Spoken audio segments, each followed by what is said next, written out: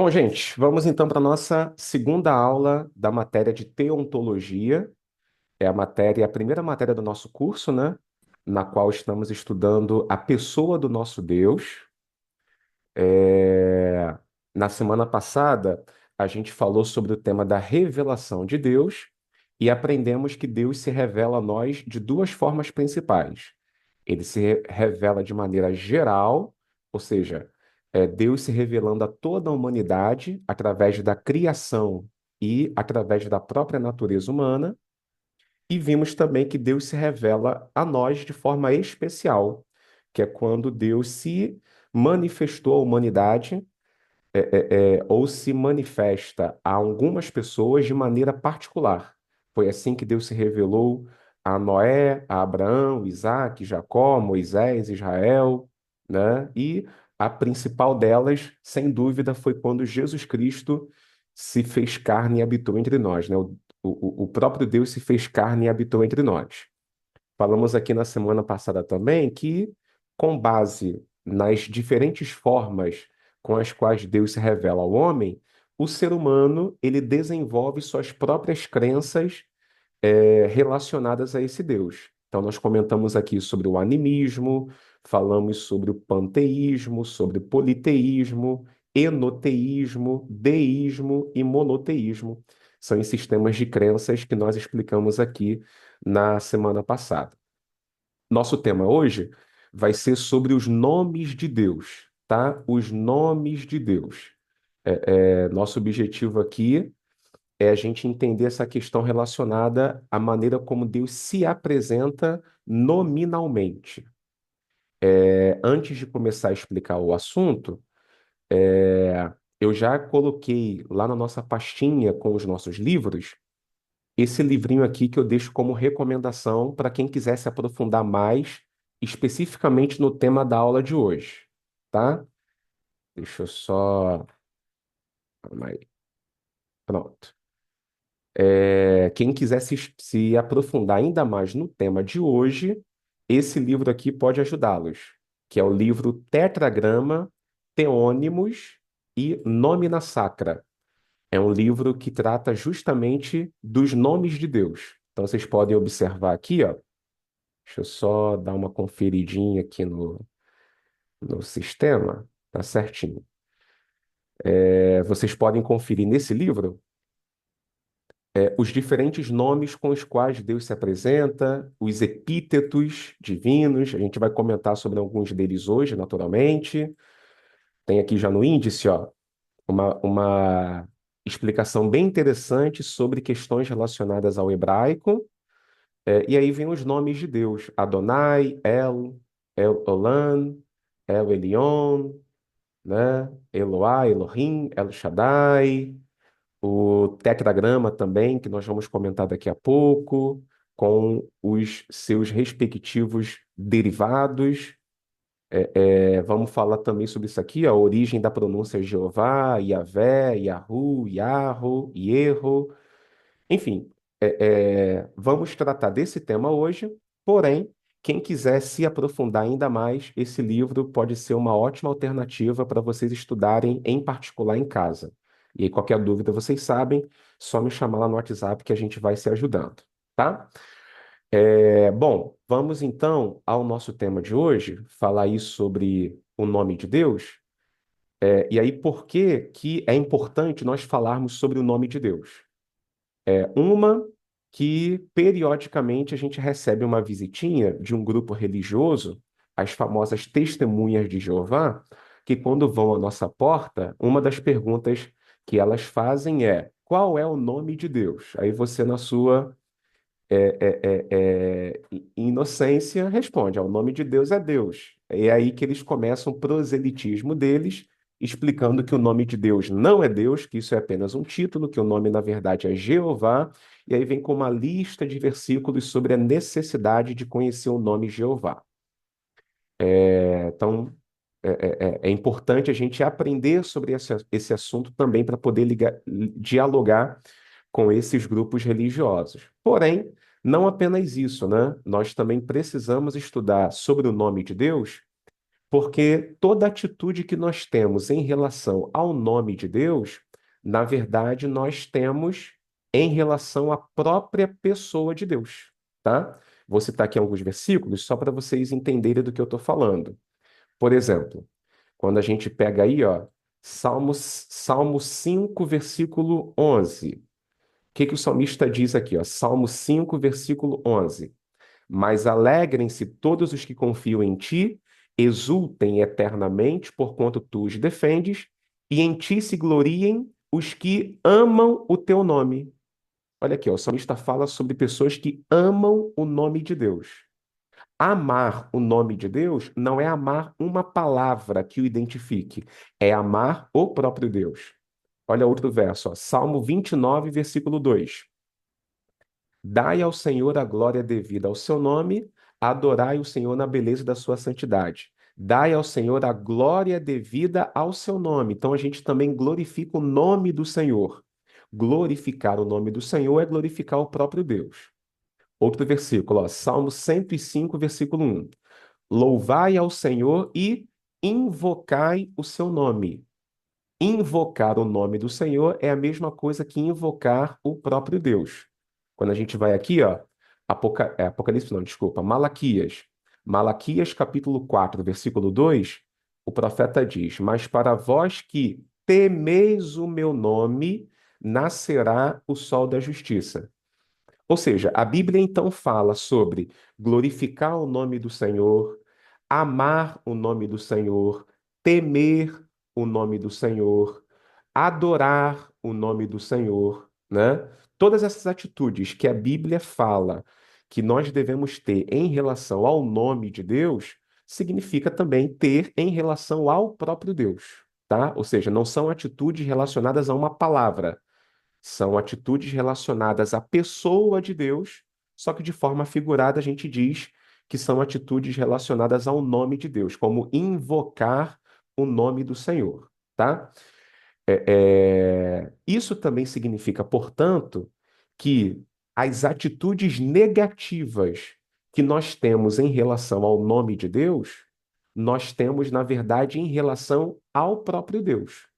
Por que que eu estou comentando sobre isso? Porque vocês devem lembrar que entre os 10 mandamentos, nós temos lá uma lista não, né? Nós temos lá um dos mandamentos contendo uma orientação específica com relação ao nome de Deus, que está aqui, ó, Êxodo capítulo 20, a partir do versículo 7. Olha o que que o mandamento estabelece. Não tomarás o nome do Senhor teu Deus em vão, porque o Senhor não terá por inocente o que tomar seu nome em vão.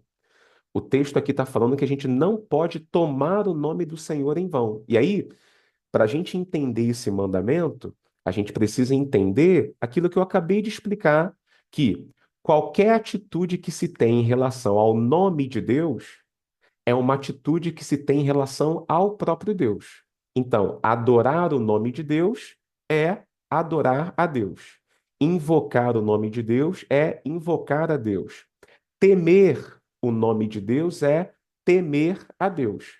Consequentemente, tomar o nome do Senhor em vão também, de certa forma, tem a ver com tomar o próprio Deus, se relacionar com o próprio Deus de maneira vã, de maneira mentirosa, né? De maneira hipócrita. Por que que eu estou dizendo isso? Porque quando a gente lê aqui, ó, não tomarás o nome do Senhor teu Deus em vão, a palavra hebraica que é usada aqui para vão é sinônimo de falsidade, mentira. Deixa eu pegar aqui, ó. A gente está lendo aí, Êxodo. É bom sempre a gente ler o versículo e mostrar as palavrinhas no dicionário, né? Deixa eu ver se a gente encontra aqui, ó. Êxodo, capítulo 20, versículo de número 7. Deixa eu abrir aqui o dicionário para a gente dar uma olhadinha no que significa essa palavrinha aí, ó. Olha aqui, ó. Vacuidade, vaidade, falsidade.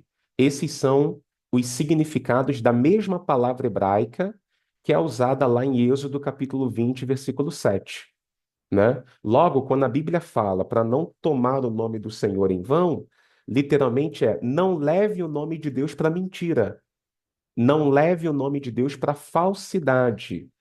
E o que que isso tem a ver? Vamos lembrar aqui, ó. Qual é o primeiro mandamento? Não ter outro Deus diante de mim. Qual é o segundo mandamento? Não fazer imagem.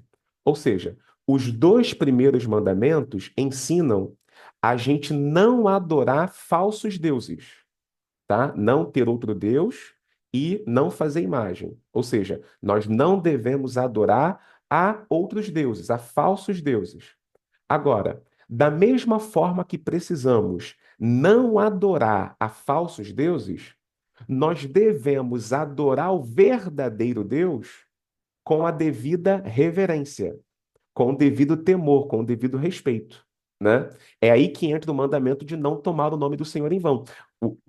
Nessa lista, o que o mandamento está então ensinando é o seguinte: olha, eu já mandei você não ter outro Deus nem fazer imagem. Agora, não adianta você não adorar falsos deuses, em contrapartida, adorando ao verdadeiro de forma errada. A gente precisa não adorar falsos deuses, ao mesmo tempo em que, se a gente vai adorar o verdadeiro, precisamos adorar o verdadeiro de que forma? Em espírito e em verdade. Precisamos adorar a Deus com sinceridade. Precisamos adorar a Deus de forma autêntica. Então, tomar o nome do Senhor em vão significa levar o nome de Deus numa vida mentirosa, numa vida hipócrita, numa religiosidade falsa. Toda vez que você pratica a religião de maneira superficial, você está tomando o nome do Senhor em vão. Por isso que Jesus ensinou para a mulher samaritana, né?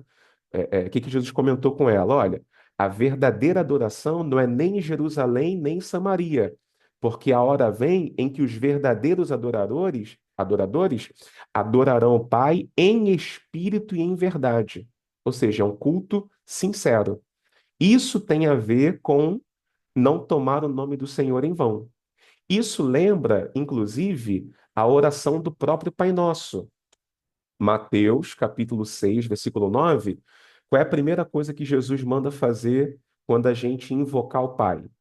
Pai nosso que estás nos céus, santificado seja o teu nome. O que significa isso? Santificar o nome de Deus. Significa reconhecer Deus como santo, como sagrado, como digno de reverência, como digno de respeito, como digno de temor. Eu não posso me aproximar de Deus de qualquer forma. Eu não posso me aproximar de Deus sem o devido respeito.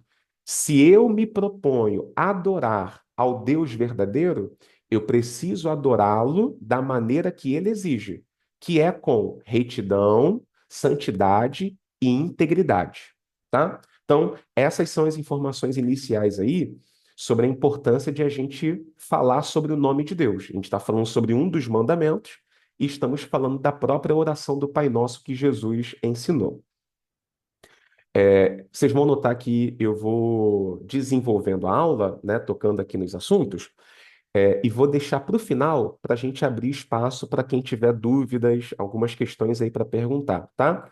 Então, quem tiver já, inclusive, ter surgido aí alguma dúvida, alguma pergunta, já deixa anotadinho, deixa guardadinho, para que na devida hora a gente comece a tratar dessas questões, tá bom? Vamos começar então a falar aí sobre qual é o nome de Deus. Qual exatamente é o nome de Deus? Para a gente então compreender a maneira correta de se relacionar com ele. O primeiro título que é importante a gente aprender é sobre o tetragrama. O que que é o tetragrama? O tetragrama é a maneira como Deus se apresenta para o povo de Israel usando quatro consoantes, né? Quatro letras, que na nossa língua portuguesa é o Y, o H, o W, o H. Em hebraico, isso é Iod, Re, Vav, Re. É como está na apostila, vocês podem observar esse nomezinho aqui, ó. O hebraico se lê da direita para a esquerda. Iod, Re, Vav, Re. São essas quatro consoantes que compõem o nome de Deus.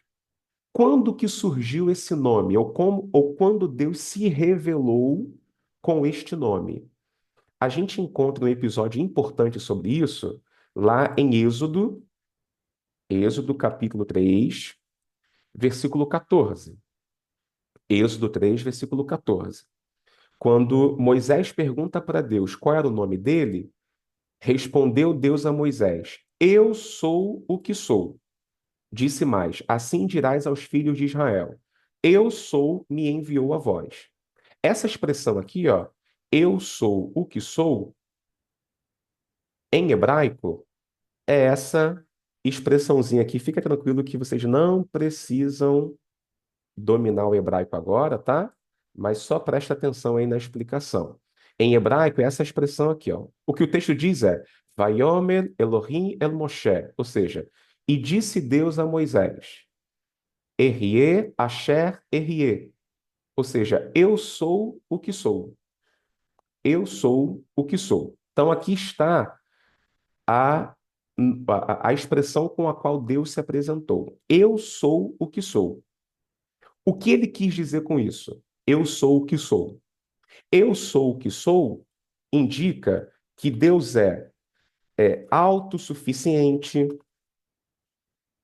significa que ele é eterno, significa que ele é imutável. Por que que todos esses significados têm a ver com esse nome? Porque quando ele fala eu sou o que sou, os sentidos são: o que eu sou, eu não dependo de ninguém. Eu sou o que eu quero ser.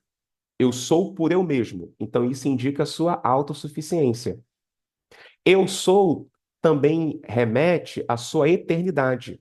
Porque quando ele diz assim, eu sou o que sou, o que ele está explicando eu sempre sou, ou eu sempre fui, ou eu sempre serei o que eu quero ser. Ninguém me tornou. É mais ou menos isso que Deus está falando. Ninguém me fez ser o que eu sou. Eu sou o que sou. Nenhum de nós pode dizer isso, tá, gente? Todos nós somos alguém porque alguém nos tornou. Eu, Yuri, eu sou o que sou porque alguém me fez assim. Deus me fez assim, meus pais me fizeram assim, a sociedade me fez assim, meus professores me fizeram assim. Deus é o único que é o que é, sem ninguém ter ensinado a ele, sem ninguém ter criado a ele. Então ele é eterno. E ele também é imutável. Quando ele diz eu sou o que sou, ele indica o quê? Eu sempre sou o que eu quero ser, né? Eu sempre fui o que eu sou. Ele não mudou. Ele não era uma coisa ontem e será uma coisa amanhã. Não, o que ele era ontem, ele é hoje e será para sempre. Só vocês lembrarem de Hebreus 13, né?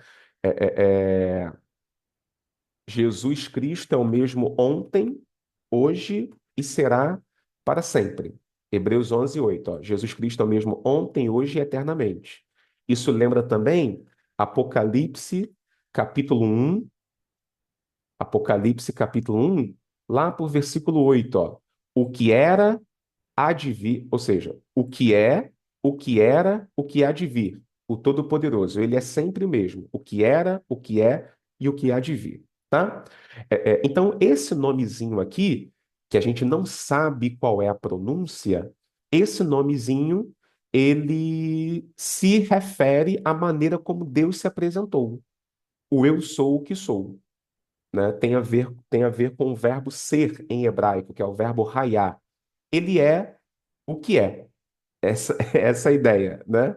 Ele é o que é. Ele é eterno, ele é autossuficiente, ele é o que ele quiser, porque ele é soberano, imutável e os atributos mais que você queira atribuir para ele. Justamente nesse ponto surge a dúvida. Como que se pronuncia esse nome aí? YHWH. Existem algumas alternativas. Você pode chamá-lo de Yahvé, você pode chamá-lo de Yahweh. Aí, nesse caso, o W teria o som de U, né? Yahweh. Você pode chamá-lo de Yahoo, né? Você pode chamá-lo de Ierro. Os nomes são muitos, tá? Você pode chamá-lo de Yahu, Yahoo. São opções de nomes opções de formas de chamar. Por que que eu estou explicando isso? E por que que o nome de Deus não se sabe mais a pronúncia? Né? Por que que não se sabe mais a pronúncia? Porque os judeus, eles evitavam pronunciar o nome de Deus. Toda vez que eles leem na Bíblia esse tetragrama, YHWH, ao invés de eles pronunciarem o nome, eles pronunciam Adonai, né? Então, ao invés de eles falarem o nome, eles usam a palavra Adonai.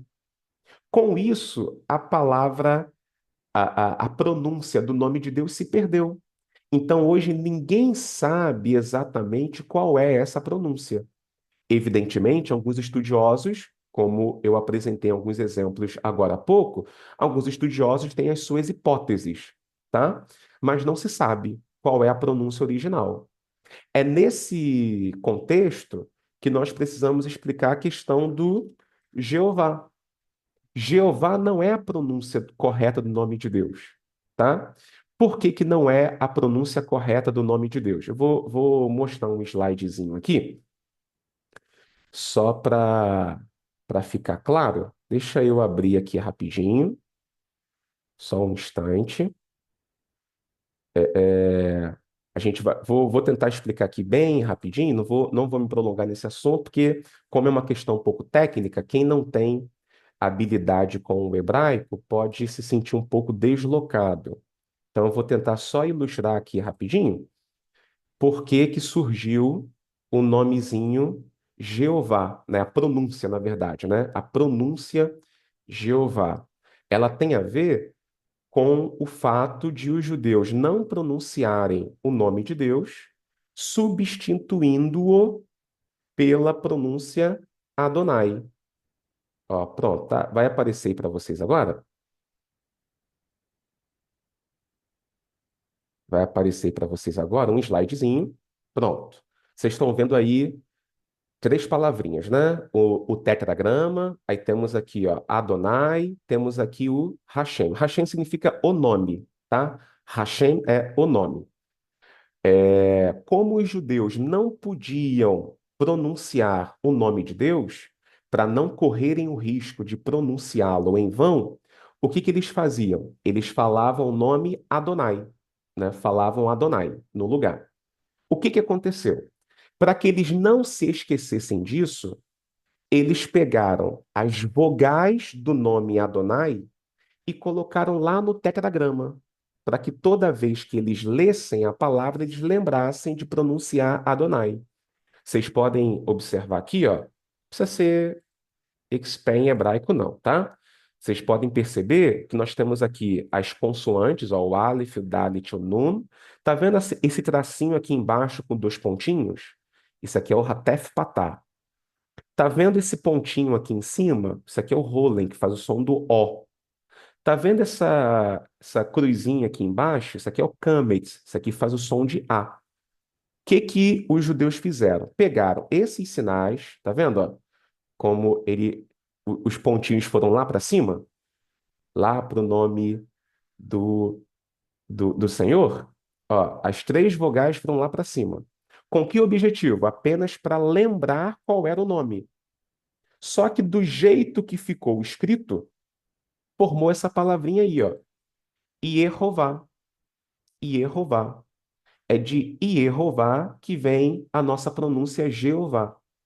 Então, assim, só para não ser enfadonho e muito técnico com isso, tá? Também não precisam se apegar tanto a esse detalhe, não. A questão aqui é que a pronúncia Jeová, ela não existia, tá? Não se falava, não se chamava o nome de Deus de Jeová. Só que, devido a essa mistura do nome de Deus com o nome Adonai, é que criou-se essa pronúncia Yehová, da onde surgiu Jeová. Então, assim, quando as testemunhas de Jeová vêm na nossa porta bater nessa tecla, dizer, o nome de Deus é Jeová, então tem que respeitar, tem que reverenciar, é a maior balela, né? Por quê? Porque ninguém sabe qual é a pronúncia correta e certamente não é Jeová. Então, só por aí, né, eles já pecam, se isso de fato fosse algo sério, eles pecam por estar chamando o nome de Deus pela nomenclatura errada, tá? Yuri, na sua opinião, qual seria a forma mais correta, né, de pronunciar o nome de Deus? Muito provavelmente é essa aí, ó. Yahweh, Yahweh, tá? Yahweh. Porém, essa outra forma, que é praticamente a mesma escrita, também é muito praticada. Iavé, Yahweh ou Iavé. Provavelmente são as formas, era a forma original de se pronunciar o nome de Deus. Agora, como essa pronúncia ela não foi preservada, então isso é uma questão assim de detalhe, um refinamento que não se deve preocupar. O nome que a gente deve dar mais atenção hoje é o nome de Jesus. Porque no Novo Testamento é ao nome de Jesus que todo joelho se dobra e toda língua confessa que ele é Senhor, tá? Nome dele que é importante. Agora, nesse nomezinho aí de Deus, existe aqui alguns detalhes importantes. Por exemplo, esse começo aqui, ó, Iá, Iá. Da mesma forma que eu posso chamar Deus de Yahweh ou Iavé, seria a maneira completa, eu posso também falar o nome de Deus de forma abreviada. E qual é a forma abreviada? Iá, né? A gente não abrevia alguns nomes? O Eduardo a gente não chama de Edu, o Rafael a gente não chama de Rafa, a Gabriela a gente não chama de Gabi, a Manuela a gente não chama de Manu. Então, o Iavé, os judeus também chamavam de Iá. Iá é a abreviação, né? Por isso que muitos nomes, tanto de lugares quanto de pessoas, ou palavras em geral, vinham com essa palavrinha Iá. Quer ver? Ó, vou mostrar aqui alguns exemplos para vocês. Deixa eu mostrar aqui, ó. Vai aparecer agora para vocês alguns nomezinhos que vocês vão recordar, porque são nomezinhos bíblicos. Olha aqui alguns, ó. Esse primeiro nomezinho aí. Irmiahu, Irmiahu, Irmiahu. Vocês estão percebendo aí as letrinhas em vermelho? Em vermelho, o que está em vermelho é o nome de Deus, de maneira abreviada. Yahu, Yahu. Qual é o nome Irmiahu? Irmiahu é Jeremias. É o nome de Jeremias. O Senhor estabelece. Quer ver um outro nomezinho? Ó? Esse nomezinho aí, ó. Só um instante. Esse nomezinho aí, ó. Yeshayahu. Yeshayahu. Tá vendo novamente o finalzinho em vermelho? Yahu. Yahu é o nome de Deus, o Yahvé, o Yahweh, ou seja, o Senhor. Que nome é esse? Yeshayahu. Yeshayahu é Isaías. É o nomezinho de Isaías. Olha o finalzinho em vermelho, ó. Ias. Ias. É para se referir ao nome de Deus. Ó, vou citar mais um exemplo. Olha esse nomezinho aí, ó. Nomezinho diferente, né? Cefaniá ou Cefaniá. Cefaniá. Quem é esse Cefaniá? Cefaniá é o nosso querido Sofonias. Sofonias. Cefaniá. Olha o finalzinho, gente, em vermelho, ó. Tudo que está em vermelho aqui é para destacar o nomezinho de Deus. Iavé, ou Iahu, Yahweh, né? Iá. Olha aqui a abreviação, ó. Iá. Sofonias. Sofonias. Olha mais um nome, ó. Risquiarro. Risquiarro. Quem é Risquiarro? Risquiarro é Ezequias. Ezequias significa o Senhor fortalece. O que que todos esses nomes têm em comum? Todos eles terminam com não é? Jeremias, Isaías, Sofonias, Ezequias. Esse finalzinho, Ias, é a nossa forma portuguesa de se referir ao nome de Deus. Iá, né? Abreviado, né? O Iá. Iá, Iahu, é a nossa forma em português. Então, Jeremias, o Senhor estabelece. Isaías, o Senhor é salvação. Sofonias, o Senhor protege. Ezequias, o Senhor fortalece. Olha outra palavrinha que vocês conhecem bem também, ó, que a gente usa bastante. Aleluia. Aleluia. Olha aqui, ó, em vermelho, o Iá. O Iá é o nome de Deus. Então, o que significa essa palavrinha aí? Aleluia. Aleluia é louvai ao Senhor. Louvai. Halel. Halel é louvai. Na verdade, halel é louvar. Halelu é louvai, a conjugação do verbo, né? Haleluia é louvai a Iá, louvai a Iavé, louvai ao Senhor. Isso é o significado da palavra aleluia, tá? É, é evidente, gente, que nem todo nome hebraico que termina com ias tem a ver com Deus. Às vezes é a nossa transliteração que está diferente. Por exemplo, Malaquias. Malaquias é Malki. Olha aqui, ó. Malaquias em hebraico é Malki. Malki significa mensageiro. O mesmo se aplica a Oséias. Oséias, embora termine com esse ias, né? Esse ias, Oséias, que está aqui o nomezinho, ó, em hebraico é Rocheia. Rocheia significa salvação, tá? Mas essa é só uma explicação aí para a gente ter ideia dessa forma como o nome de Deus é usado. Agora, algo importante sobre isso que eu acabei de explicar, né? Sobre a questão do nomezinho de Deus abreviado, Iá, é que algumas Bíblias antigas traduziam o nome Iá como Já, e isso deu problema. Aqui, ó. Algumas Bíblias antigas traduziam isso aqui, ó. Iá como Já. Vou mostrar um exemplo a vocês. Olha essa Bíblia aqui, ó. Essa Bíblia aqui tá aparecendo para vocês aí agora. Essa Bíblia é de 1914. 1914. É a Bíblia Revista e Corrigida de Almeida, né, João Ferreira de Almeida, porém de 1914. Deixa eu aumentar aqui para ficar visível para todo mundo. Deixa eu pegar um salmo aqui, ó. Salmo 68, Salmo 68, versículo 4. Olha como é que estava essa Bíblia antigamente. Salmo 68, verso 4, numa Bíblia de 1914. Cantai a Deus, cantai louvores a seu nome. Louvai aquele que vai montado sobre os céus, pois o seu nome é Já. Pois o seu nome é Já, e exultai diante dele.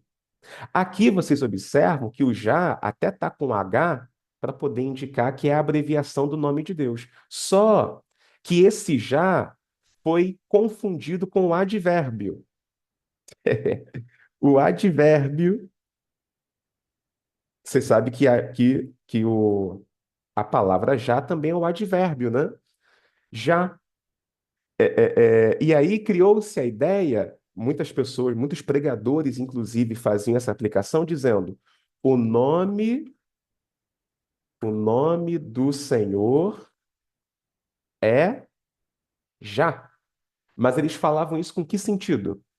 Para dizer que o nome do Senhor é agora. Deus, ele é o Deus de já, ou seja, Deus não demora. Deus, ele não deixa para depois.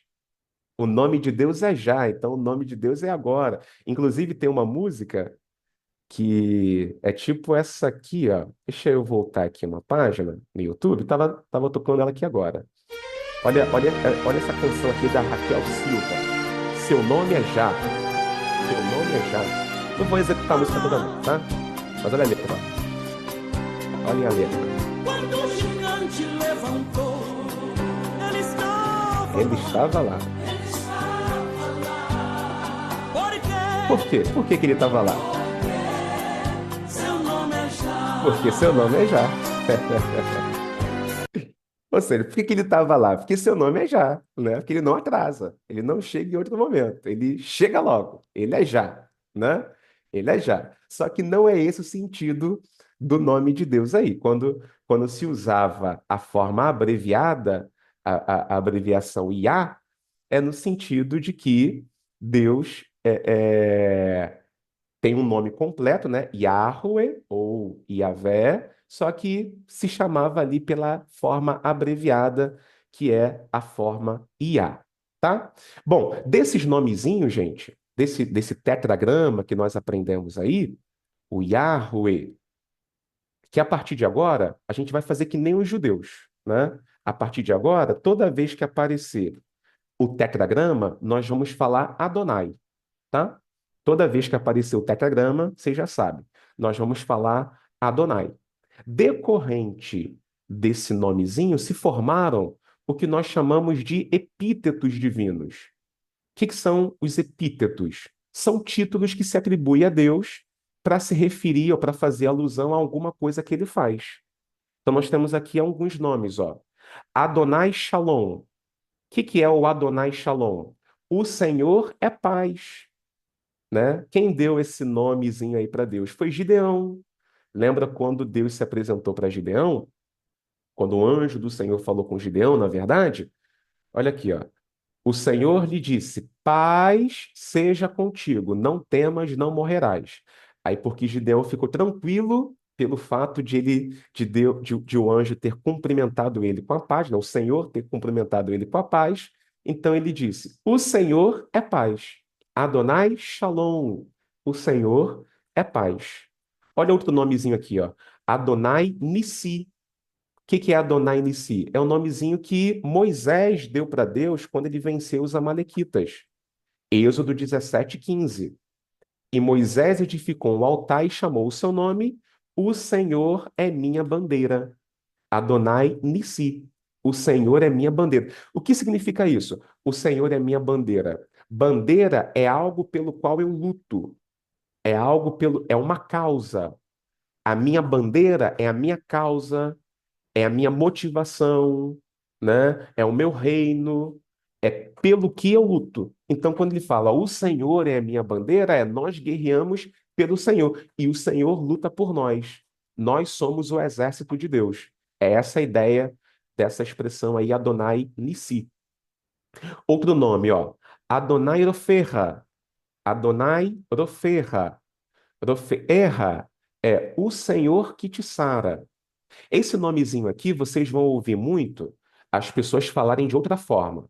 Vocês vão ouvir as pessoas falarem Jeová Rafá, né? Aposto que vocês ouviram dessa forma, né? Jeová Rafá. Jeová Rafá pode significar o Senhor cura, o Senhor cura. Porém, essa forma não aparece na Bíblia. O que aparece na Bíblia é o Senhor que te cura, ou o Senhor que te sara. Ou seja, nós temos aqui um particípio. Então não é Rafá, é Roferra. Isso está, como aparece aqui no versículo, ó, em Êxodo capítulo 15, versículo 26. Êxodo 15, verso 26. O que que temos aí, ó? Nenhuma das enfermidades que pus sobre o Egito, porei sobre ti. Por quê? Porque eu sou o Senhor que te sara. Eu sou o Adonai Roferra. Eu sou o Senhor que te sara. Então, essa que é a forma correta, tá? Nós temos outro nomezinho aí, ó. Adonai Ire. Adonai Ire. O que é Adonai Ire? O Senhor proverá. Quem deu esse nome para Deus? Foi Abraão. Lembra quando Abraão sobe o Monte Moriá com Isaac? Isaac tinha perguntado para ele anteriormente, né? Papai, eu estou vendo aqui o fogo e a lenha, mas onde que está o cordeiro? Qual foi a resposta que Abraão deu? Deus proverá para si o cordeiro. Aí prestem atenção, ó. Deus proverá, futuro, né? Deus proverá para si o cordeiro. Cordeiro. Porém, quando a gente vai mais aqui para baixo, no desenrolar da história, olha o que diz aqui, ó. Então levantou Abraão os seus olhos e olhou, e eis um carneiro. Ou seja, ele tinha dito: Deus proverá um cordeiro, mas o que apareceu para ele naquele momento não foi um cordeiro. O que apareceu para ele foi um carneiro. Carneiro. O que que ele fez? Ele tomou o carneiro e ofereceu em holocausto. Só que, como o cordeiro não tinha sido provido ainda, porque o que foi provido naquele instante foi um carneiro, o que que Abraão, ou qual o nome que Abraão deu para o lugar? O Senhor proverá. Adonai ire. O Senhor proverá. Então, de certa forma, Abraão ainda apontava para o futuro, né? O Senhor proverá um cordeiro. E aí pergunta valendo nota 10 na prova. Quem é o cordeiro que Abraão profetizou? Que cordeiro seria esse, meu Deus do céu? João capítulo 1, verso 29. No dia seguinte, João viu a Jesus que vinha para ele e disse: Eis o Cordeiro de Deus que tira o pecado do mundo. Então, de certa forma, João não, né? Abraão, ele predisse, né? Previu a vinda do Cordeiro. Por isso que Jesus falou que Abraão viu o dia dele. Tá aqui, ó. João capítulo 8. João capítulo 8, versículo de número 56. Olha aqui, ó. Abraão, vosso pai, exultou por ver o meu dia, viu e alegrou-se. Então, aquilo que Abraão disse que Deus proveria, ele proveu. Isso aqui, gente, é importante. Por quê? Porque geralmente, quando a gente usa esse nome aqui, Adonai Irê, ou como as pessoas geralmente falam, né, Jeová Jirê, que é o Deus da providência, o Deus que provê. Geralmente as pessoas pensam em Deus provendo comida, carro, casa, roupa. Tudo isso a gente sabe que Deus provê, tá? Não estou desqualificando isso, não. Deus é Deus da provisão mesmo. Ele provê tudo que a gente precisa. Só que quando essa expressão aparece na Bíblia, não é com essa conotação. Não é sobre Deus prover coisas materiais. É sobre Deus prover o Cordeiro. E esse Cordeiro ele já proveu. Jesus Cristo na cruz do Calvário. Uma vez que ele proveu o Cordeiro, aí vale esse versículo aqui, ó. Romanos capítulo 8, versículo de número 32. Aquele que nem mesmo a seu próprio filho poupou, antes o entregou por todos nós, como não nos dará também com ele todas as coisas? Ou seja, tudo que Deus tem para prover para nós começa com a sua primeira provisão. Qual foi a primeira, primeira assim, no sentido de importância, não de ordem cronológica? Qual é a mais importante provisão de Deus para nós? A provisão de Deus para nós é Jesus Cristo. Ele deu o seu filho por nós. Então, tudo aquilo que a gente queira receber a Deus, além disso, só faz sentido se a gente receber com ele, com o Cordeiro. Porque Jesus é a provisão de Deus para nós. Deus proveu o Cordeiro, Deus nos amou de uma tal maneira que ele deu o seu filho unigênito. Ele é a provisão.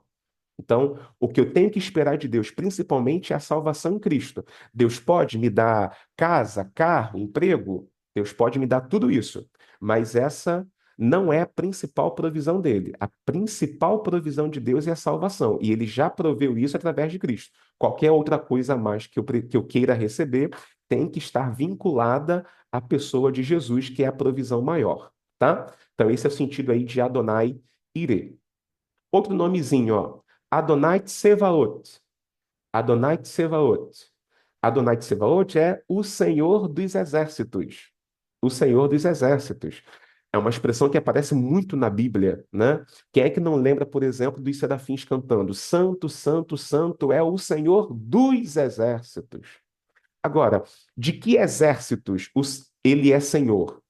Nós podemos imaginar pelo menos dois exércitos, né? A Bíblia fala do exército angelical e a Bíblia fala do exército cósmico. Qual é o exército celestial? são os anjos. Olha esses versículos aqui, por exemplo, ó. Salmo 103, versículo 20.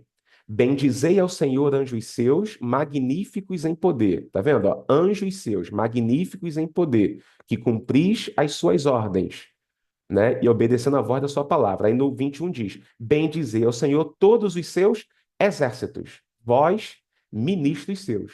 Então os anjos, eles fazem parte do exército de Deus. Olha esse outro versículo.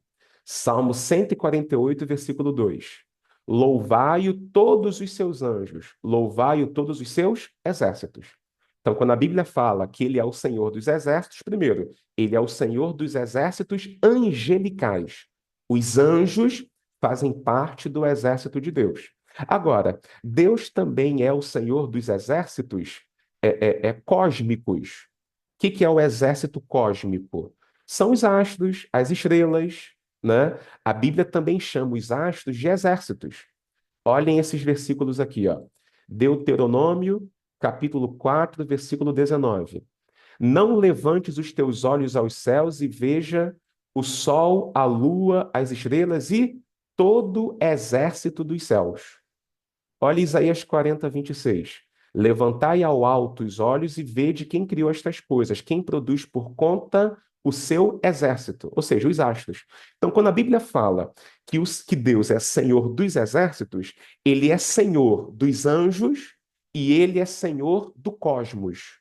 Ele é Senhor dos exércitos angelicais, anjos, querubins, serafins, assim como ele é Senhor dos astros luminosos, da lua, do sol, das estrelas, dos planetas, todo o universo se submete ao senhorio de Deus. Por isso ele é chamado Senhor dos Exércitos, tá? Outro nomezinho que é dado para ele, ó, Adonai Tsidkenu. Tsidkenu é o Senhor justiça nossa, é ele que nos justifica, ele é justo. Olha outro nome, Adonai Shammah. Adonai Shammah é o Senhor está ali. Quem dá esse nome é Ezequiel quando vê o novo templo e Deus presente no templo. Aí ele diz: o Senhor está ali. E tantos outros, tá? Tantos outros. Existem vários outros nomes que são formados com esse título, com esse epíteto divino. Quer ver um exemplo? Ó? Salmo 23, Salmo 23, versículo 1.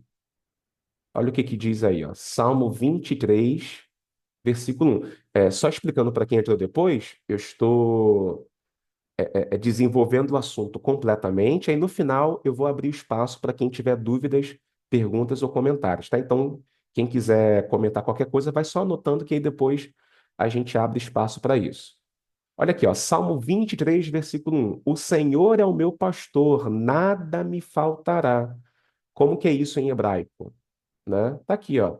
Deixa eu aumentar um pouquinho para algumas pessoas veem no celular, né? Para poder ficar de um tamanho legal. Olha aqui, ó, Salmo 23, versículo 1. Mismor le David, Adonai roi lo ersar, né? O que significa isso, ó? Mismor le David. Mismor le David é cântico de Davi. Cântico de Davi. Aí vem o nome de Deus, ó. Olha aqui, ó. Adonai roi. O que significa Adonai roi? O Senhor é meu pastor, ou o Senhor me pastoreia. O Senhor é meu pastor, ou o Senhor me pastoreia, tá? E aí vem o final, ó. Lo essa. Lo significa não, mas também pode ser traduzido como nada, como a nossa Bíblia faz. Eu vou explicar essa questão. E erçar é o verbo faltar ou ter falta, na primeira pessoa. Na primeira pessoa. Então, literalmente, o que o Salmo 23 diz é: o Senhor me pastoreia, nada. Não, vou colocar mais literalmente. Não terei falta, tá? Não terei falta. Não terei falta. Vocês vão olhar na internet algumas pessoas, porque essas informações assim, uma pessoa compartilha na internet e fica todo mundo compartilhando e acaba a verdade se perdendo. Vocês vão encontrar na internet algumas pessoas dizendo assim: Ah, Yuri, é, é, a, a, é, o nome, a palavra nada não aparece em hebraico, porque o que tem aqui é o hebraico lo. Então não é o nada, né? É não. Então a tradução está errada. E alguns pregadores dizem assim: a tradução seria certa seria: o Senhor é meu pastor, não faltará. Aí eles fazem a aplicação dizendo: ah, não faltará o quê? Não faltará o Senhor. Ou seja, pode me faltar outras coisas, mas é Deus quem não vai me faltar. O Senhor não me faltará. Não é isso que o Salmo diz, tá bom? A tradução correta é: o Senhor me pastoreia, pastoreia, não terei falta. Falta de coisas que ele provê, né? Não terei falta. Isso aqui, gente, por que que o salmista fala isso? Que nós não teremos falta. Porque, por exemplo, ó, olha esses dois versículos aqui. É, Deuteronômio, capítulo 2, versículo 7. Vamos ver aqui, ó. Deuteronômio, capítulo 2, versículo 7. Deixa eu diminuir um pouquinho. Observem, ó. Pois o Senhor teu Deus te abençoou em toda a obra das tuas mãos, ele sabe que andas por este grande deserto, estes 40 anos o Senhor teu Deus esteve contigo, coisa nenhuma te faltou. Percebeu aí, ó? Coisa nenhuma te faltou. Quando a gente vai no capítulo 8, ó, Deuteronômio 8, versículo 9, a mesma coisa, ó. Terra em que comerás o pão sem escassez e nada te faltará nela. Ou seja, havia promessas na lei de Moisés de que quando o povo obedecesse a Deus, nada lhe faltaria. Então, Salmo 23 é uma oração nesse sentido. O Senhor é o meu pastor, ele me guia e me orienta, e por isso nada me faltará. Um salmo que também diz isso, ainda mais claramente, é o Salmo 34, versículo 10. Observem, ó. Salmo 34, versículo 10. Olha o que diz aqui. Os filhos dos leões necessitam e sofrem fome, mas aqueles que buscam ao Senhor, de nada tem falta. De nada tem falta. Então, sim, tá? Não está errado o Salmo 23 do jeito que ele está traduzido, não. O mais literal, como eu disse, seria isso, ó. O Senhor me pastoreia, não terei falta. Aí alguns tradutores preferiram colocar é meu pastor, nada me faltará. Tá certo também. Tem o mesmo sentido. Aqui eles só mudaram a conjugação verbal, né? Porque em hebraico está na primeira pessoa. Eles traduzem na terceira pessoa. Faltará, mas é só para indicar que tem o mesmo sentido. Ah, então quer dizer que nada falta para o crente, mas puxa, está me faltando emprego, está me faltando dinheiro. Aí a gente tem que entender outra coisa, a hermenêutica. Isso tem a ver com linguagem figurada, isso é uma hipérbole, é um exagero proposital. Quando o texto fala assim, nada me faltará, não é nada em absoluto, é nada do que ele relaciona a seguir. Por quê? Ó? Não vai me faltar o quê? Pastos verdejantes, águas tranquilas, refrigério. É isso que não falta para o crente. Eventualmente pode faltar dinheiro, eventualmente pode faltar coisas materiais, né? Mas essas coisas que o Salmo 23 promete não vai faltar àqueles que creem no Senhor, tá? Então esse aí é as explicações relacionadas ao tetragrama sagrado, né? Ao nome do Yahvé ou Yahweh, que a gente está chamando aqui de Adonai, tá? Vamos lá, pra gente prosseguir aí. Outro nome de Deus também, ó, El. O que significa El? El, que a gente traduz como Deus, naturalmente, né? El traduzido como Deus, mas significa, provavelmente, forte, tá? Forte. Deixa eu só explicar essa questão. Da onde que vem a palavra El, gente? Da onde que vem a palavra El? El tem a ver com a religião cananita. Lá em Canaã, a religião praticada lá acreditava em um deus chamado El, tá? Esse El, vou colocar aqui embaixo, ó, esse El era casado era casado com uma deusa, né, chamada Asherá, ou Azerá. Essa deusa, inclusive, aparece na Bíblia, né? Vocês já devem ter visto isso. Azerá. Esse Deus chamado El, ele é tido como Deus criador de tudo e é o pai dos deuses. E aí, na religião cananita, lembra que a gente aprendeu sobre isso semana passada. A gente não falou aqui sobre politeísmo, que é a crença em vários deuses. Então, esse El, ele na tradição cananita, ele era pai de 70 deuses. 70. Quais deuses eram? Alguns vocês lembram, ó. Baal, que é o deus da tempestade.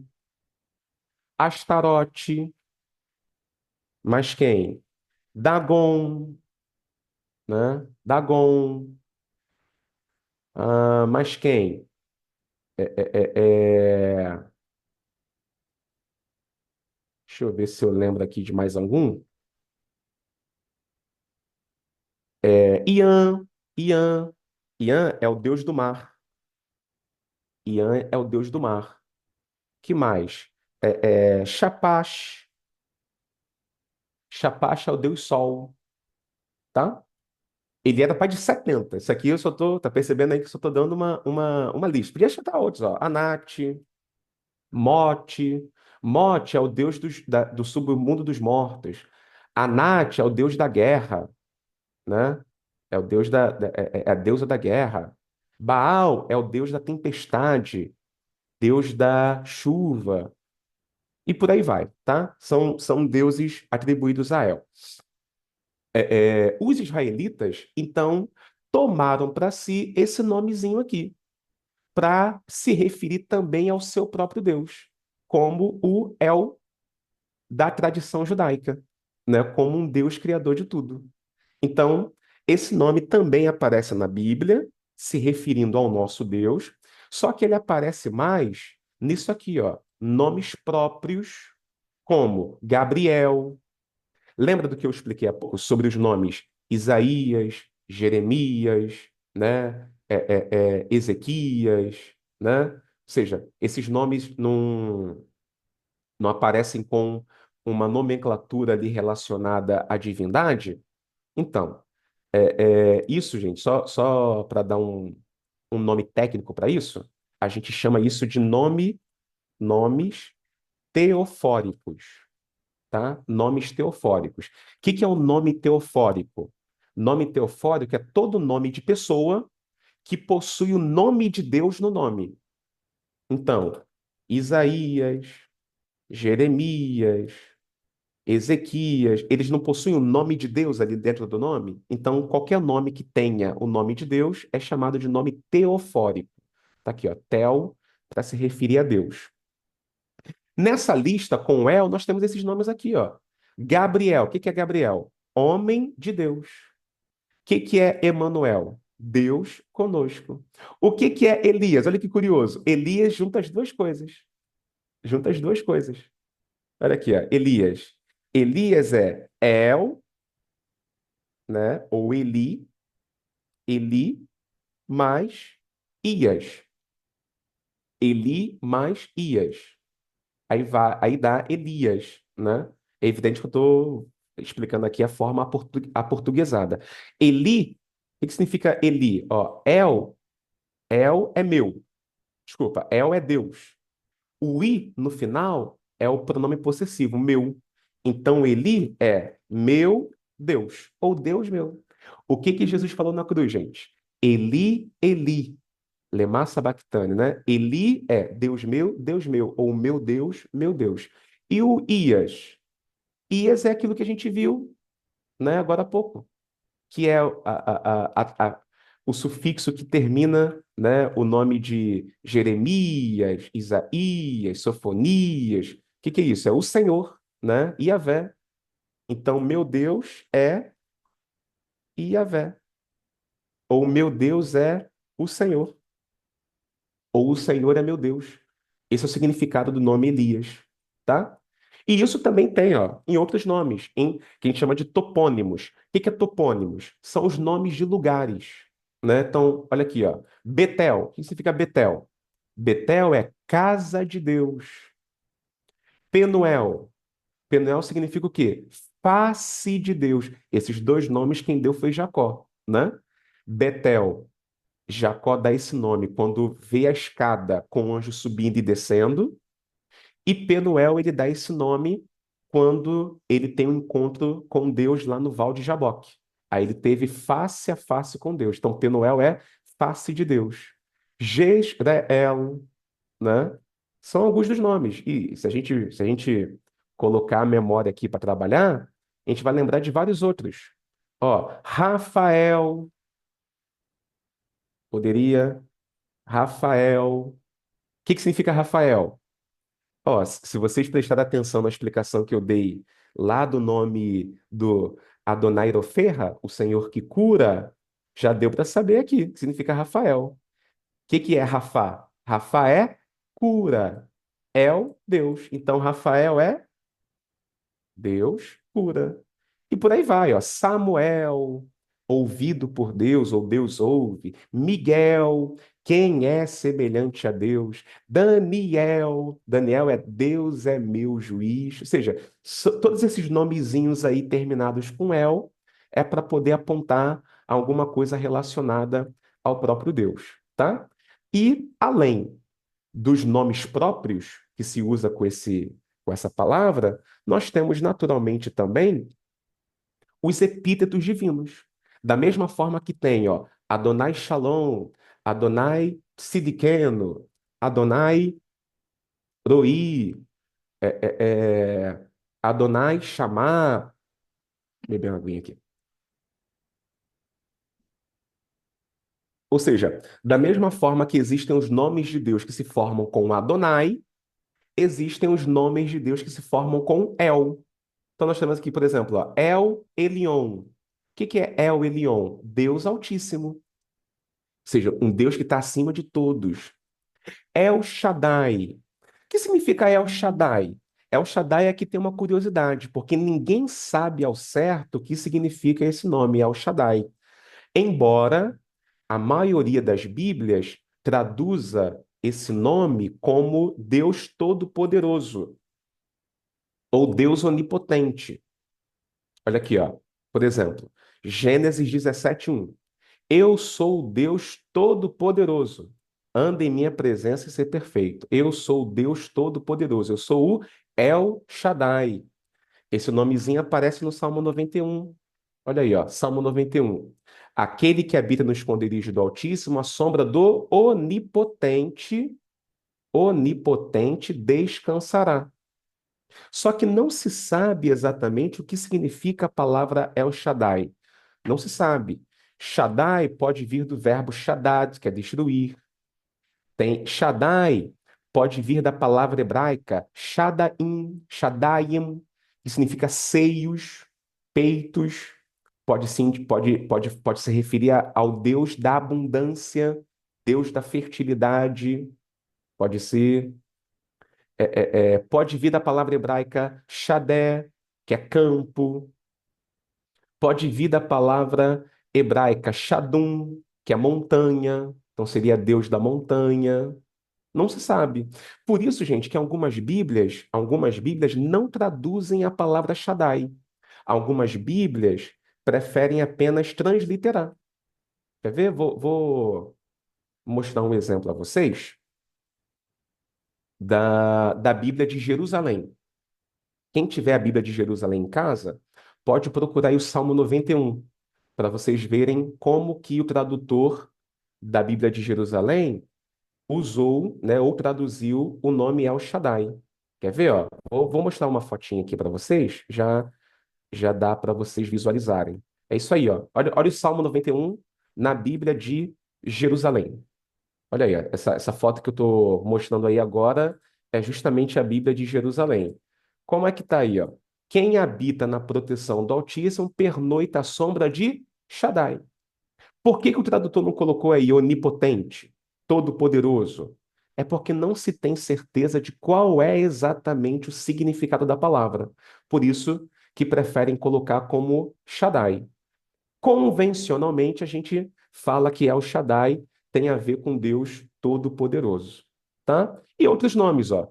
El Olam, que é o Deus eterno, mas qual?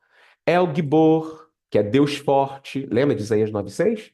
Seu nome será maravilhoso conselheiro. El Gibor, Deus forte.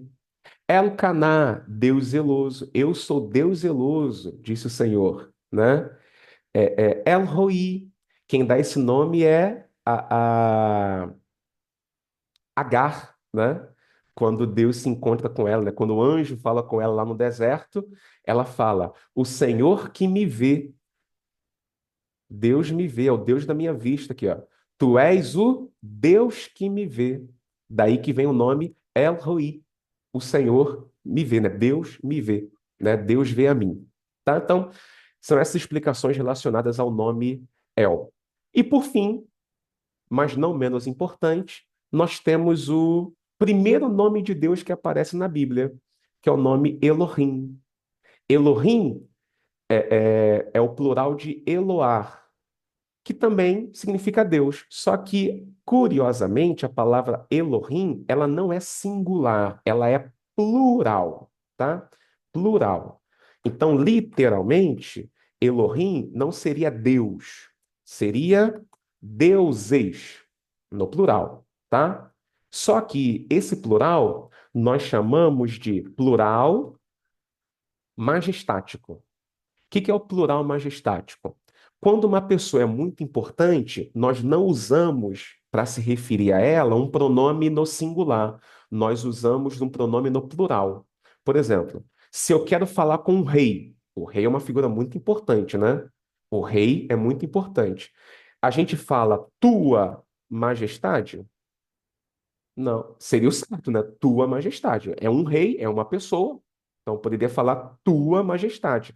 Mas como o rei é uma pessoa importante, a gente não usa o tua, a gente usa o vossa, vossa Majestade.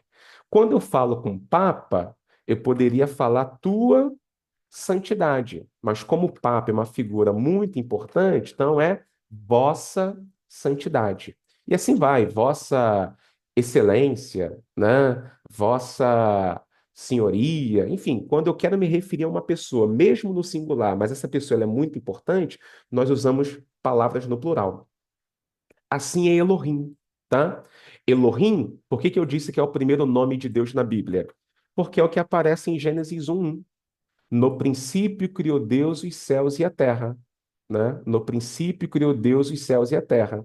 Bereshit bara Elohim. Olha aqui o nomezinho aqui, ó. Elohim. Et hashamayim ve'et haaretz. Ou seja, no princípio criou Deus. Deus criou os céus e a terra. Elohim, então, é um plural majestático. Agora, na Bíblia, ele tanto pode se referir, dependendo do versículo, ele pode se referir a deuses, realmente, no plural, como, por exemplo, aqui, ó, Êxodo 12, versículo 12. E sobre todos os deuses do Egito farei juízos. Isso em hebraico é o quê? Todos os Elohim, né? Elohim. Todos os Elohim, né? É, é, é, recebe então essa nomenclatura, né? Porque são os deuses. Mas também, como eu já mostrei com o próprio exemplo de Deus, às vezes se refere a um Deus no singular. Esse exemplo aqui, ó, 1 Reis 11:33. Porque me deixaram e se curvaram a Astarote, deusa dos Sidônios, e a Quemos, deus dos Moabitas. Esse deus dos Moabitas que está aí, em hebraico, também tem a ver com o Elohim, tá? Então, por que eu estou explicando isso? Porque alguém pode pensar assim, será que Elohim se refere à Trindade? Pode ser também, né? A gente aplica às vezes dessa forma, né? Deus, ele é um, mas é três ao mesmo tempo. Pai, Filho e Espírito Santo. Então Deus é singular e plural ao mesmo tempo, né? Singular e plural ao mesmo tempo. Mas, evidentemente, não foi essa a intenção do escritor no Antigo Testamento. Quando no Antigo Testamento foi usada a palavra Elohim, é para se referir ao nosso Deus como um Deus só, mas usando-se aí uma expressão majestática, né? Um plural majestático, porque Deus é uma pessoa, de fato, muito importante. Beleza, gente. Bom, falamos aí então sobre a importância do nome de Deus, explicamos sobre tudo, fazendo só uma revisão, tá? Um resumo da nossa aula de hoje. O que que nós aprendemos aí hoje? Aprendemos que tudo que se faz com o nome de Deus se faz com o próprio Deus, por isso o mandamento para reverenciá-lo, né? Falamos aqui sobre o que exatamente é tomar o nome do Senhor em vão, ou seja, levar o nome de Deus sobre a sua vida de maneira mentirosa, hipócrita, sem ter uma vida religiosa sincera. Falamos aqui sobre o tetragrama sagrado, que é o nome com o qual Deus se apresentou para Moisés: Eu sou o que sou. Isso indica que ele é eterno, autossuficiente, imutável. Vimos aqui que a pronúncia Jeová ela é incorreta, porque foi oriunda da mistura do nome de Deus com o nome Adonai, e que ninguém sabe qual é a pronúncia original, se é Iavé, Iarro, Iarro e por aí vai. Vimos que com esse nome se formam muitos nomes próprios, como Jeremias, Ezequias, Isaías, né? São nomes que carregam aí o nome de Deus, assim como também se formam muitos títulos divinos, como Adonai Shalom, o Senhor é paz, Adonai Tsidkenu, o Senhor nossa justiça, e outros. Falamos sobre o nome El, né, que se refere inicialmente a um deus cananeu, que era pai de 70 deuses, mas que os israelitas tomaram esse nome para o seu próprio Deus, e a palavra El significa força. Com o nome El se formam também nomes próprios, como Gabriel, Miguel, né? Peniel, nomes de lugares, né? Peniel, Betel, e também nomes divinos, como El Shaddai, El Olam, El Caná, entre outros, né? E vimos também o nome Elohim, que é um plural majestático para se referir ao nosso Deus, que mesmo sendo um único Deus, ele constitui-se em três pessoas. Bom, vamos abrir então espaço aí para as dúvidas, para as perguntas. Quem tem alguma dúvida, alguma pergunta aí que queira fazer, por favor, já tira o microfonezinho aí do mudo e pode falar. Bom, pastor, é perfeita, ela foi maravilhosa, realmente. A única coisa difícil aí é falar esse nome aí, entendeu? Eu acho que o senhor tem que dar uma aula particular para gente, para nos ensinar essa língua aí, que eu tentei enrolar aqui, foi É. difícil. Agora, olha, do início ao final, foi maravilhoso. Agora, na hora dos nomes, misericórdia. Só Jesus, viu? Ai, meu Deus, como é que eu vou falar esse nome aqui? Ainda só bota aquelas letrinhas ali, ai, Jesus.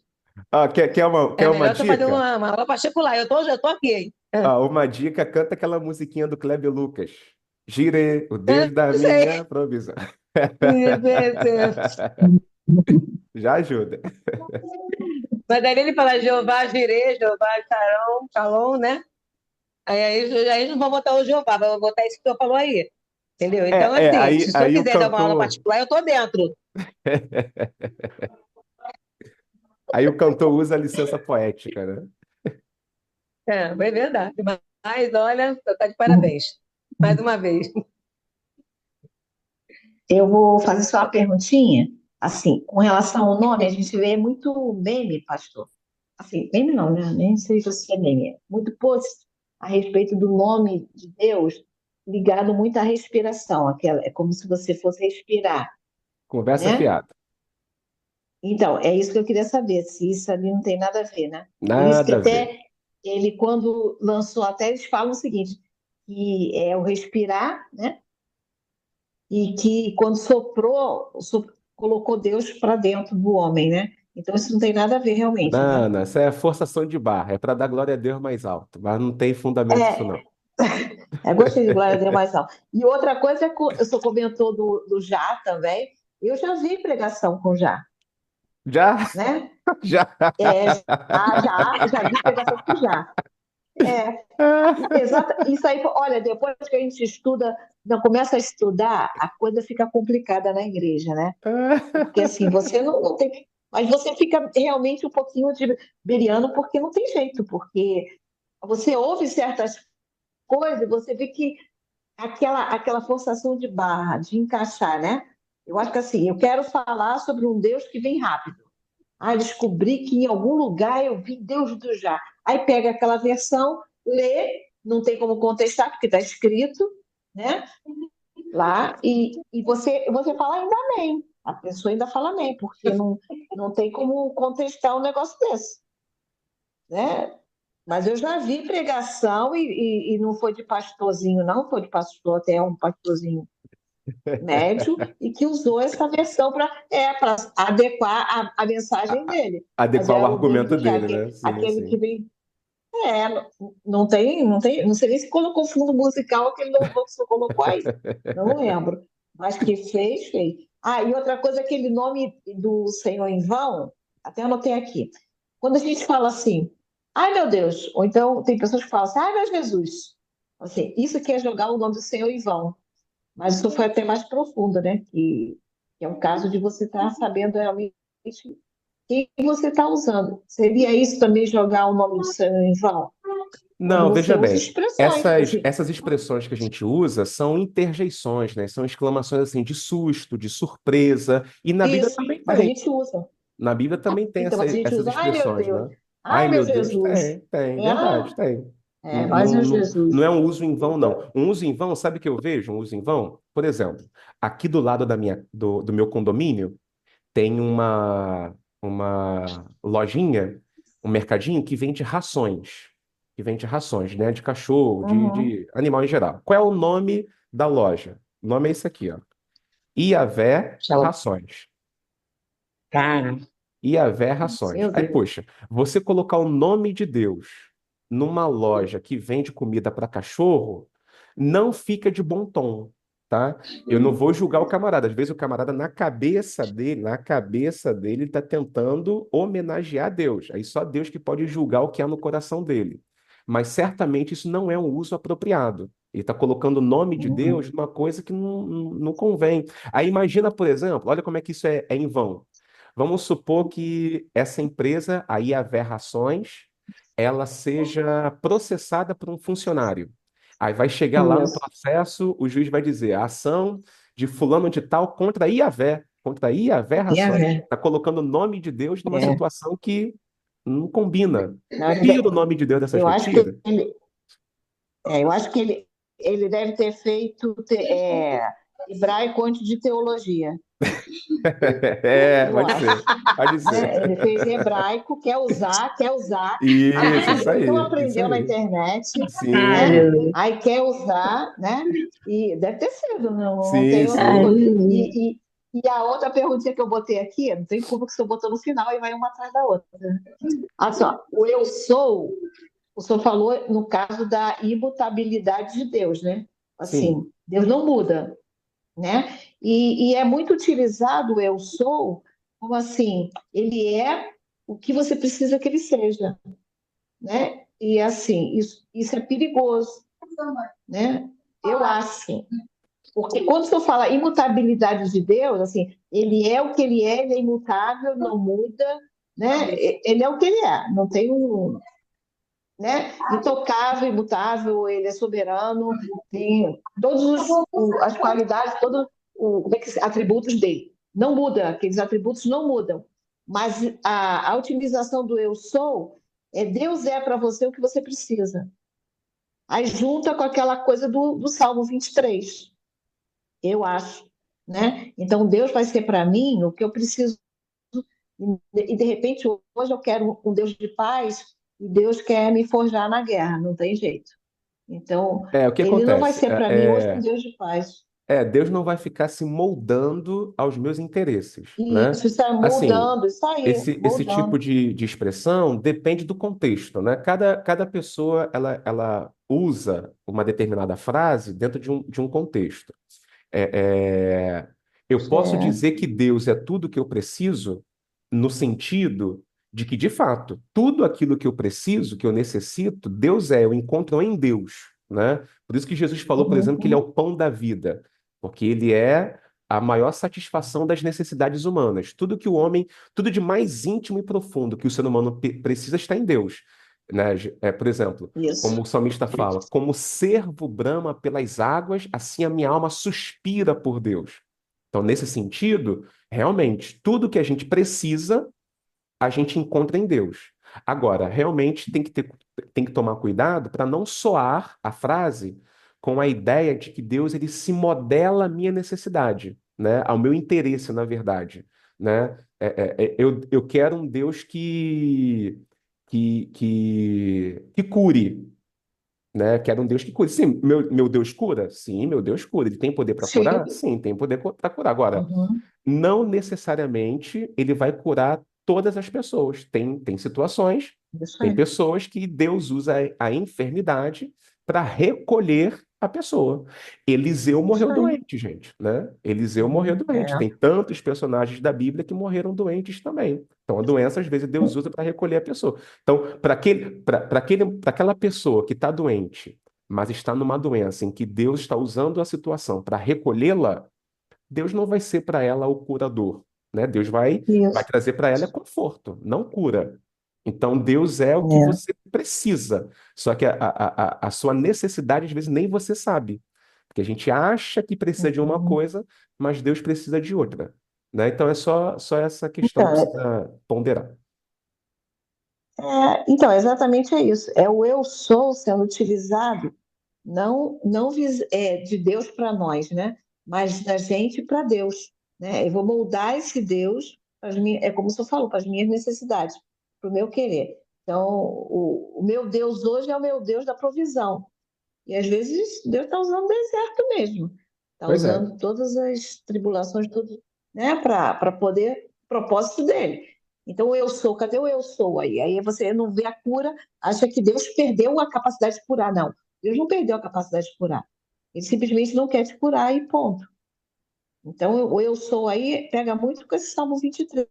Eu, eu, eu, eu já vi e canso de ver ainda até hoje, ainda tinha essa visão até ainda há pouco, sobre se Deus está comigo, nada me falta. Essa versão que veio, e essa versão para mim é um pouquinho moderninha, mas ela veio há pouco tempo, essa visão de que se Deus está contigo, nada te falta. E não é exatamente isso, como o senhor falou, né? Então, assim, eu acho que o homem está moldando Deus conforme a necessidade dele. E a gente tem que estudar mais, né? Começando pela teologia antes do hebraico, né? pois é. Tem que falar. Pode estar certo. Ele fez hebraico antes de teologia. Seu vizinho aí. Quem mais, Mas gente? tá tudo bem. Dúvidas? Comentários?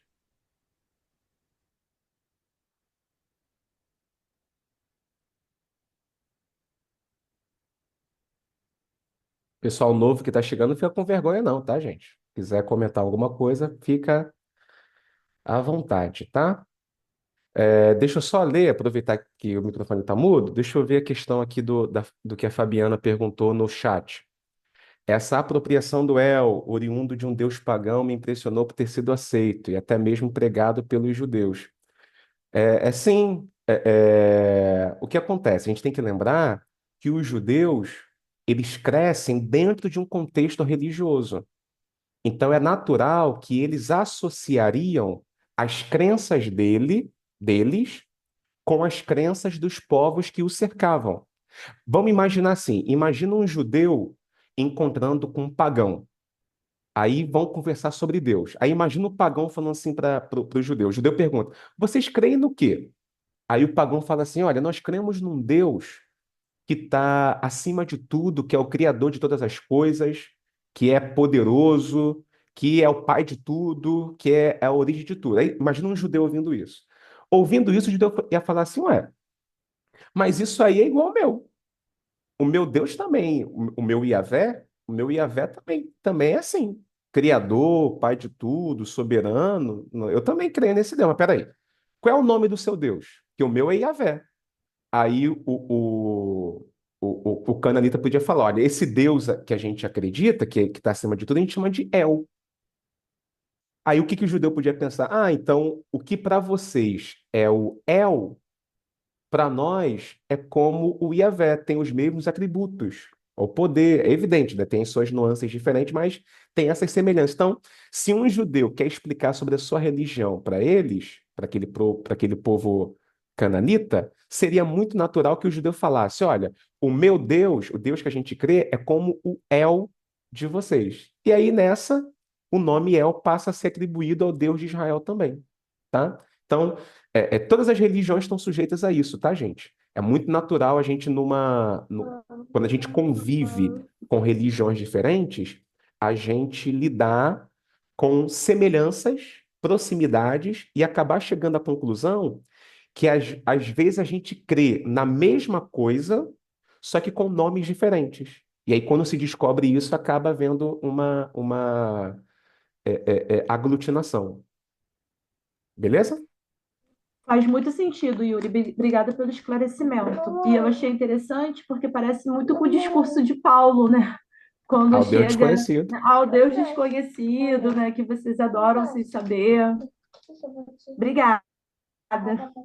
Exato, é bem lembrado essa questão do Deus desconhecido, né? Deixa eu só achar o versículo aqui rapidinho. Eu sei que é Atos, deixa eu só ver se é o 14 ou 17. Eu sempre confundo os dois capítulos. É, Nenhum dos dois, porque eu digitei errado. Calma aí. Atos, capítulo 17, 17 e 23. Né? Paulo diz, ele encontrou um altar dedicado ao Deus desconhecido, aí ele fala: esse, pois, esse que vós honrais sem o conhecer é o que vos anuncio. Então, naquela pregação, o Deus que Paulo apresentou para os atenienses não era o Elohim, o Yahvé, o El. O que ele apresentou para os atenienses é o Deus desconhecido. Ele achou ali a brecha para poder identificar algo que os atenienses acreditavam e que combinava com aquilo que ele, como cristão, reconhecia. Era um Deus, só para explicar, os atenienses faziam isso também porque eles não queriam deixar nenhum Deus se sentindo esquecido. Então, eles levantavam altares para os deuses que eles conheciam, mas para que nenhum deus ficasse bravo com eles, eles colocavam lá um altar ao Deus desconhecido, como quem diz assim: deve ter algum outro Deus aí que a gente não conhece, então coloca esse altar aqui para ele. E aí, Paulo encontra aí uma brecha para poder explicar sobre Deus. Isso é uma tática muito usada por missionários. Né? Os missionários, gente, quando chegam em determinados países, em determinadas tribos, eles não chegam lá apresentando Deus com o mesmo nome como nós o conhecemos. Às vezes, dependendo do lugar onde ele chega, ele vai identificar qual é o tipo de crença que é praticada ali, e se eles encontrarem alguma coisa que se assemelha ao cristianismo, ali já vai ser uma porta para eles ensinarem o evangelho, né? Usando os próprios elementos culturais daquele povo, para não ter um choque tão grande, né? Que você imagina, você chegar numa tribo que passou séculos adorando Deus. Vou inventar um nome aqui. O Deus Joãozinho. Passou séculos adorando o Deus Joãozinho, porque Joãozinho criou tudo, Joãozinho é maravilhoso, Joãozinho é perfeito. Aí chega um cristão, vai tentar evangelizar esse povo, né? Aí vai querer apresentar um outro Deus para ele. Não, o Deus da Bíblia não é o Joãozinho. O Deus da Bíblia tem outro nome. Bom, a assimilação disso vai ser muito mais complicada. Então, para que haja um diálogo interreligioso, um passo que o missionário dá é: para vocês ele se chama Joãozinho? Então, eu vou explicar para vocês como esse Joãozinho é, de acordo com a nossa Bíblia. Na nossa Bíblia, Joãozinho criou os céus e a terra. Na nossa Bíblia, Joãozinho amou o mundo de tal maneira que deu seu filho para morrer na cruz por nós. A partir daí foi feita a ponte de contato e de diálogo para se expor o evangelho para aquelas pessoas. Tá? Mais alguma dúvida?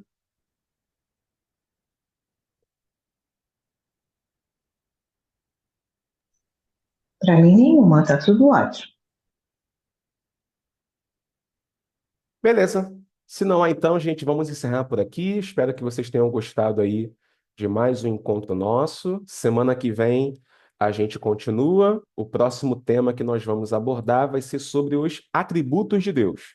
Então a gente vai entender aqui o que significa dizer que Deus é onipotente, onisciente, onipresente, eterno, imutável, infinito, único, amor, santo, justo, fiel, enfim. Os atributos de Deus a gente vai estudar semana que vem, tá bom? Deus abençoe vocês. Tenham uma ótima semana.